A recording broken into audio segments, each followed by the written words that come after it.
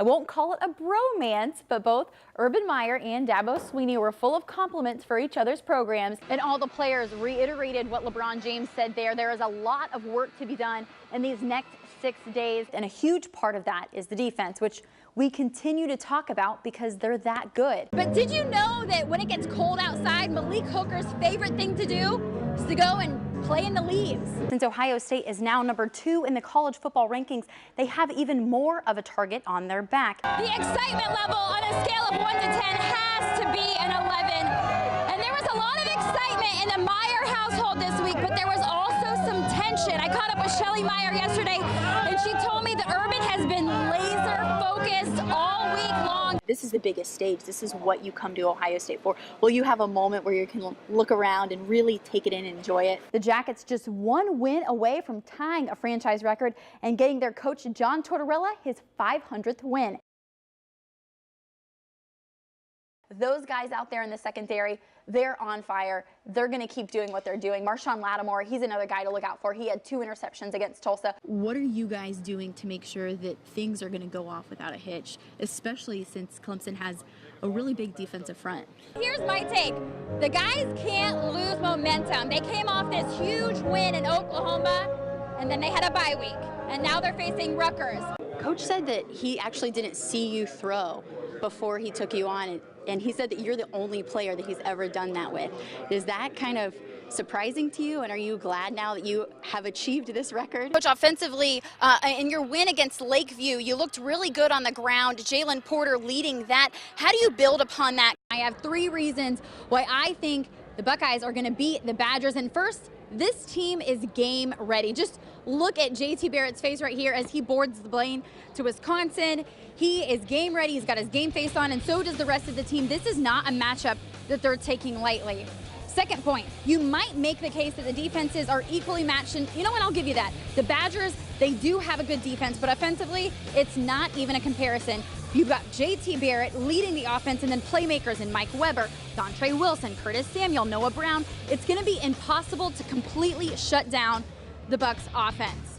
Third point, while it's going to be tough to play in Wisconsin, especially with the rowdy fans, and you guys talked about those first series woes, I think that stops this week. Ohio State gets a fast start to silence the crowd early, and they'll be the ones jumping around come the fourth quarter. The Bucs might play in 2 weeks, but bowl games started this weekend out in Las Vegas. Tom Herman, Houston takes on San Diego State in the Las Vegas Bowl in the first quarter. Cougars up by 3. Greg Ward takes the snap and punches it to the outside.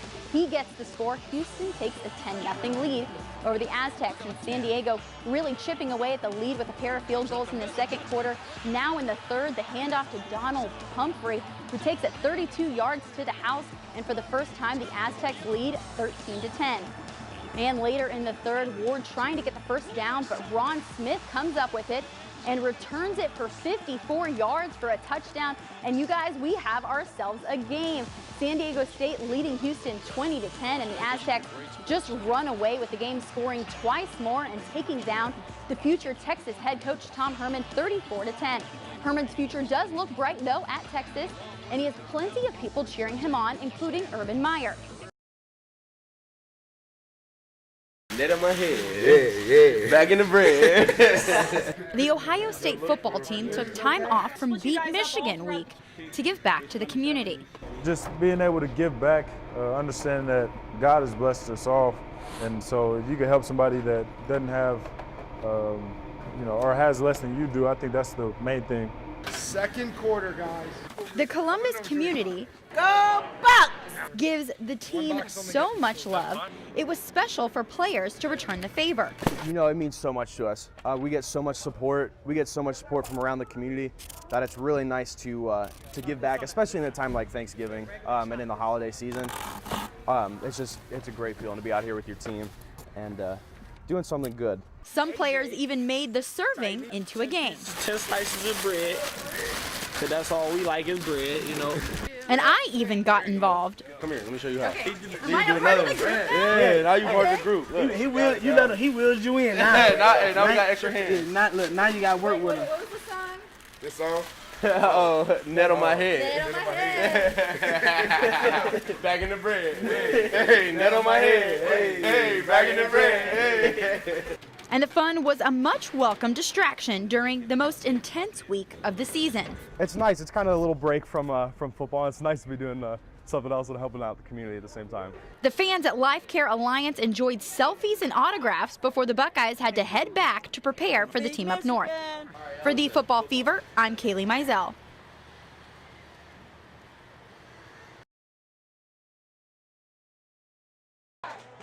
Fans went wild as the Indians made the last out and secured their spot in the World Series.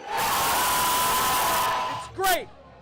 We're going to the World Series. Jim and Vicki Lang are longtime baseball fans, even traveling to spring training this year to see the Indians play.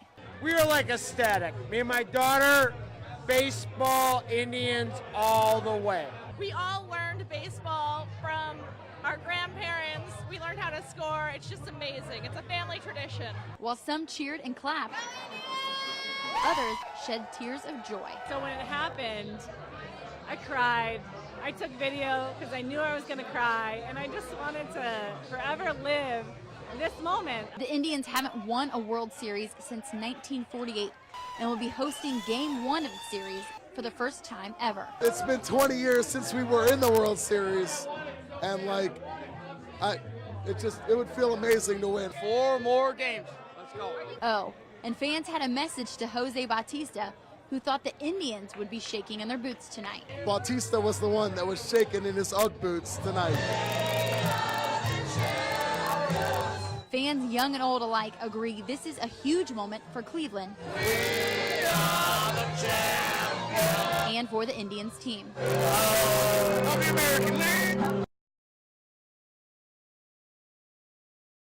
As March Madness inches closer and closer, I'm sure you're all wondering, is Texas Tech going to make the postseason? With the NIT tournament and the big dance in play and 8 games for Texas Tech left, there are 5 things they need to do to secure their spot in the postseason. And at the top of that list, seniors Devonta Williams and Todrick Gocher have to step up. In Big 12 wins, they're averaging 24.3 combined points. But in losses, that number goes down to 17.1. With 5 of the 7 Big 12 losses coming down to 10 points or less, a 7-point differential is huge. Second, Tech needs to do a better job defending the perimeter. Right now, they allow opponents to shoot about 40% from three-point land in losses. Cutting down on this is going to help.